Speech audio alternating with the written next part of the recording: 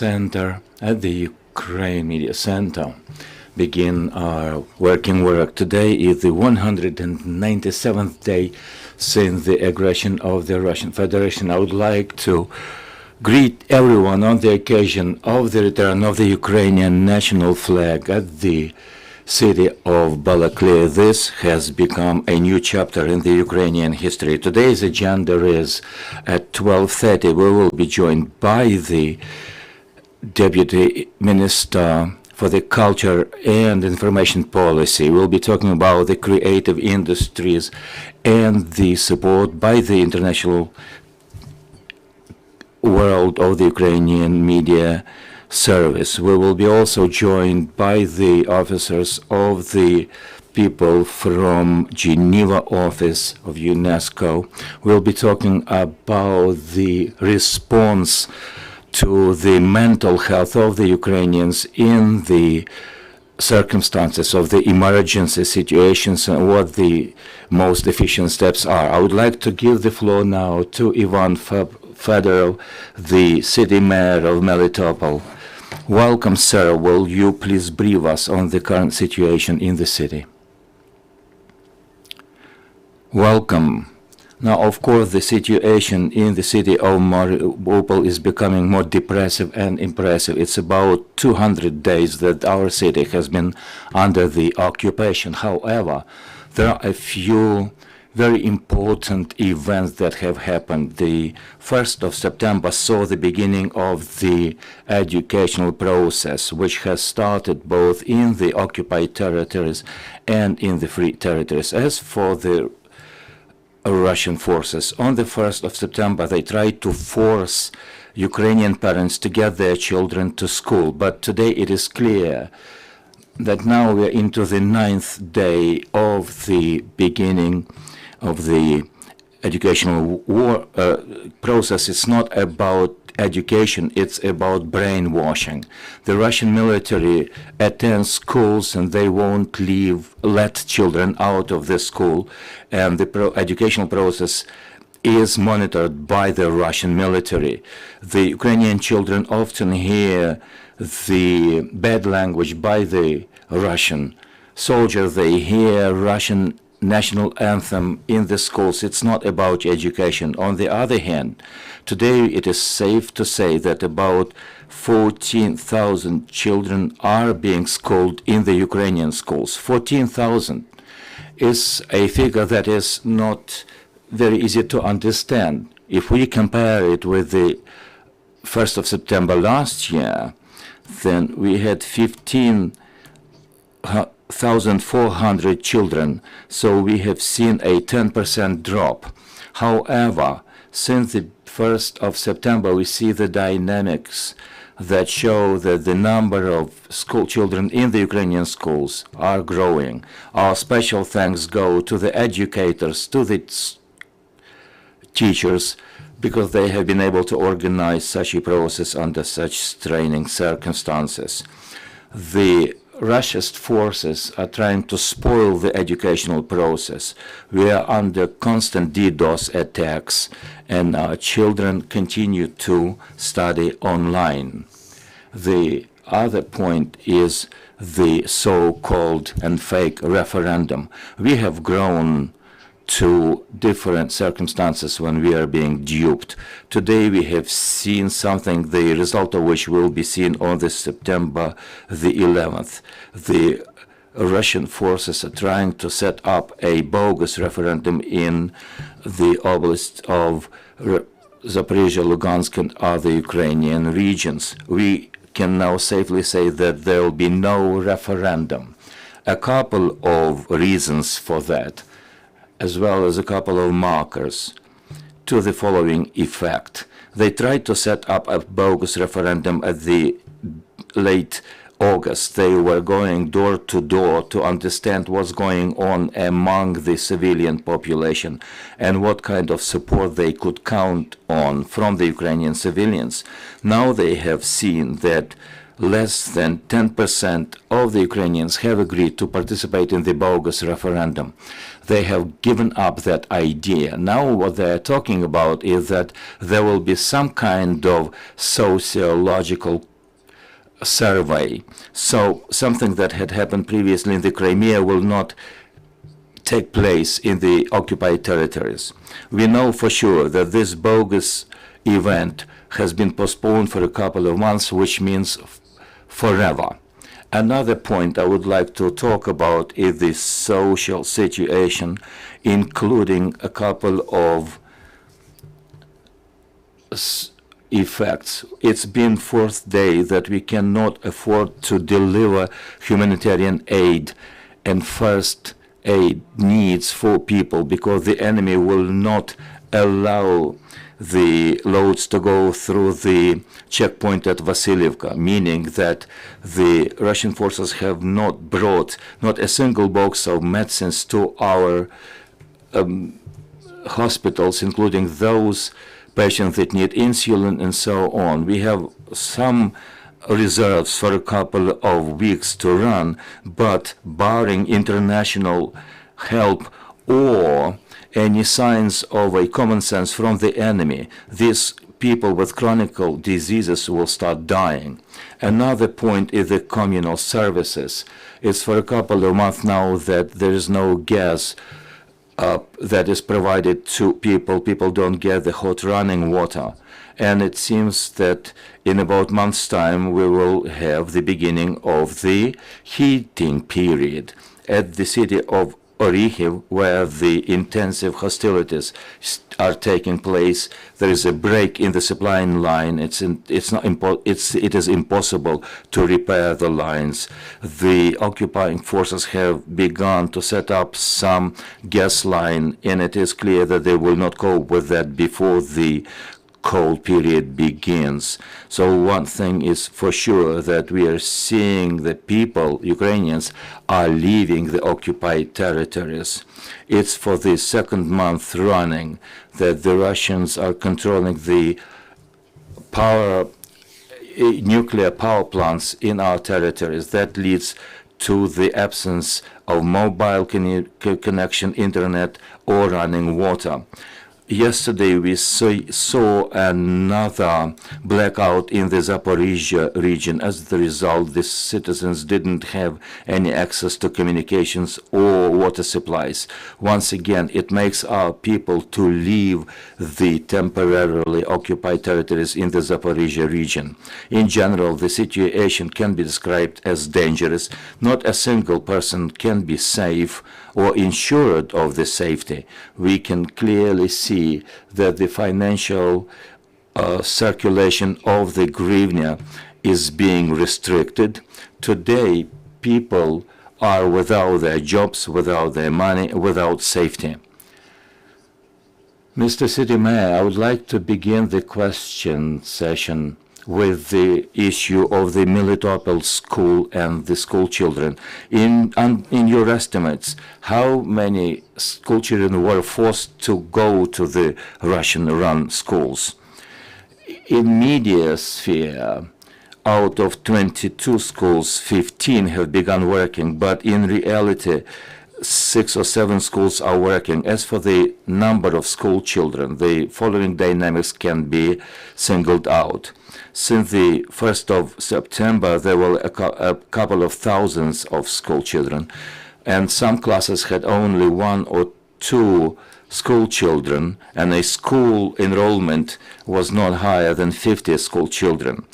If we see that this distance education is getting momentum, so in the offline schools, in the occupied territories, we see the reverse dynamics, and the fewer and fewer school children are attending classes. Another dynamics concerns the educators. Since the first sanctions have been initiated by the Ministry of the Temporarily Occupied Territories, the tendency is that the teachers are trying to get back to the Ukrainian schools for them not to be deemed the corroborators with the invading forces. So the issue today in general is the providing education for the children. Some teachers have been brought from the Russian Federation, but that is not helping them. We see a positive dynamics in terms of the guerrilla warfare. We see that the collaborators are being killed. What are the results in a nutshell? We have had a couple of areas where our resistance forces and the so-called guerrillas are very actively acting. The resistance forces in the city of Mariupol includes tens of citizens and even hundreds of them. They are risking their lives, but they stand ready to do everything to defend the territorial integrity of this country. A couple of days ago, a day before yesterday at night, we saw a hell night for the Russians in our city, and we can report about some tangible results. We saw that a headquarters of the Russian unit was destroyed, and they were responsible for the setting up of the bogus referendum. 15, as I said, out of 22 schools have been opened for schooling, and it is because in 2 or 6 schools the occupiers are going from one school to another, attended by the Russian soldiers. A day before yesterday, one of the schools was destroyed, a school where Russian guard were situated in one of the districts of the city, and many Russian forces were killed. We have been also working in terms of killing the Russian collaborators, helping to set up a bogus referendum. Ms. Kvartalna is one of those. She was dismissed back in 2020 because she has been very vocal about her pro-Russian position, and we understood that this person could not represent Ukrainians. Now she and her son has been actively engaged in organizing the bogus referendum, and the resistance forces have helped her to make up her mind. She has said that she will not participate in that process. One of the local leaders who has a self-styled leader who has called himself a leader of the local community. His house has been destroyed, and we will see what his sentiment is in the future. We have seen that the occupying forces are very attentive in terms of the city of Melitopol. Why is that city important? In your estimation, how many Russian occupiers, not only the military, but teachers and other people have come to Melitopol? Indeed, Russians have selected the city of Melitopol as one of the key cities of occupation in the southern part of Ukraine. It can be explained in 2 ways. First, historically, this is a logistical hub of the Ukrainian territory. We have 2 railroads and thoroughfares going through this city, and a railroad hub is stationed there. We see that the deoccupation of the city is the key to general deoccupation of the country. Without the city of Melitopol, the deoccupation is not possible at all. And the situation in the city is dramatically different from day to day. We see that dozens of thousands of military equipment is going through the city. Over the last few weeks, we have seen that in different districts near the city, the number of Russian forces have increased. They are hiding their military equipment in grain houses to avoid being tracked by the Ukrainian security forces, and this is all in vain. We know everything, we see everything, because the locals are informing us about the situation. They're waiting for the Ukrainian armed forces to come back, but the Russian forces are dramatically present in the region. Questions from the floor. Ukrinform news agency. One clarification, perhaps. Can we track down the morale of the Russian forces after the outbursts and explosions? Are they scared? Are they running around the city? We don't want to be self-congratulatory. We don't want to dupe ourselves. The Russian forces will be there until they want to carry out all the orders, the military orders. The time will come when they will be squeezed out from within the city. But at this point in time, they are not ready to flee the city or the region. As I said, they believe that this is a principally important logistical hub, and they will defend it. On the other hand, when we talk about the collaborators with the Russian invaders, these people are clearly thinking how to flee the city. On the one hand, they are waiting to be jailed according to the Ukrainian legislation. On the other, they will be needed by the invading forces. No one will be fighting for them. Yesterday, for example, the council city session took place, and we passed a very clear decision. One, two members of the city council have been deprived of their seats.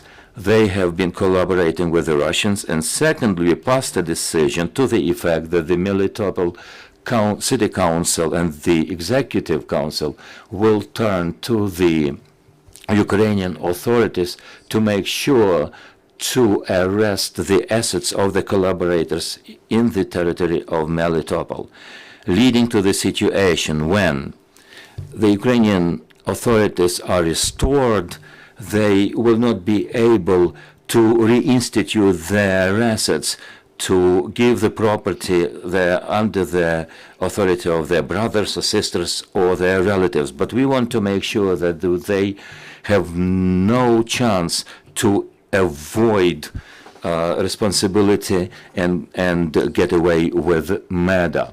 This particular section of people, collaborators, not the Russian military, they are very anxious. They are trying to get in contact with the representatives of the Ukrainian authorities with one single demand. They don't want to be seen or tracked by the Ukrainian guerrilla movement.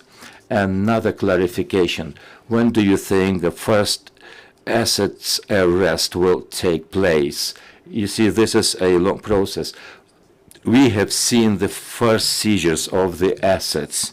The law enforcement, according to our request, have initiated more than 15 criminal proceedings against collaborators. A number of suspicions have been served, and there have been in place a couple of sanctions on the assets of the collaborators.